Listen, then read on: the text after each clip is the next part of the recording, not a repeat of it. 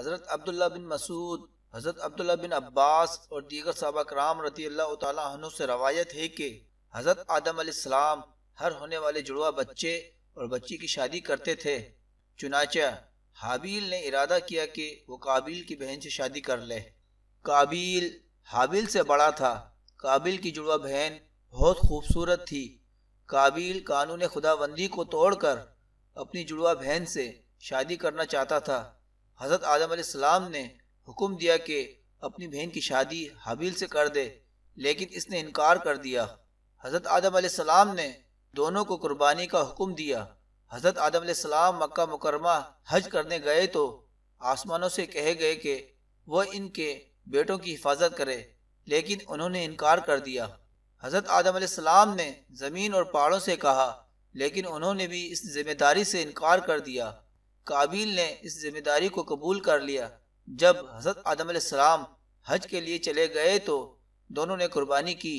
حابیل چونکہ بکریاں چراتا تھا، اس لیے اس نے موٹا تازہ بکرا ذبح کیا، جبکہ قابیل جو کھیتی باڑی کرتا تھا، اس نے بیکار فصل کا گٹھا بطور قربانی پیش کیا۔ اس دوران آسمانوں سے آگ اتری اور اس نے حابیل کی قربانی کو کھا لیا۔ قابیل کی قربانی ویسے ہی پڑی رہی، جس پر وہ سخت ناراض ہوا اور کہنے لگا کہ میں تم کو قتل کر دوں گا تاکہ تم میری بہن سے شادی نہ کر سکو۔ حابیل نے قابیل سے کہا کہ اللہ تعالی اس کی قربانی قبول کرتا ہے جو پرہیزگار ہوتا ہے۔ حضرت ابو جعفر باقر رحمۃ اللہ علیہ بتاتے ہیں کہ حضرت آدم علیہ السلام کو دونوں بھائیوں کی قربانی کے بارے میں فکر رہتی تھی۔ وہ چاہتے تھے کہ حابیل کی قربانی تو قبول ہو، لیکن قابیل کی قبول نہ ہو۔ اس پر قابیل نے حضرت آدم علیہ السلام سے کہا کہ حابیل کی قربانی آپ کی دعا کی وجہ سے قبول ہوئی ہے، لیکن میرے لیے آپ نے دعا نہیں کی۔ پھر اس کے بعد اس نے اپنے بھائی حابیل کو دھمکیاں دینا شروع کر دی۔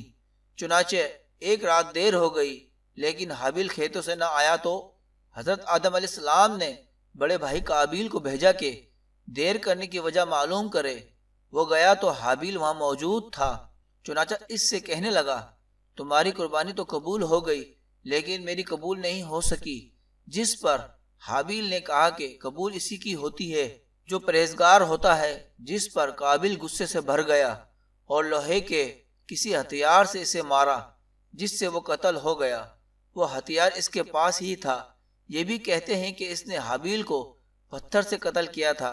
وہ سویا ہوا تھا تو اس کے سر پر دے مارا، جس سے اس کا سر کچل گیا، اور یہ بھی کہتے ہیں کہ زور سے اس کا گلا دبایا اور پھر یوں کاٹا جیسے درندے کاٹتے ہیں، جس سے اس کی موت واقع ہوئی۔ واللہ عالم۔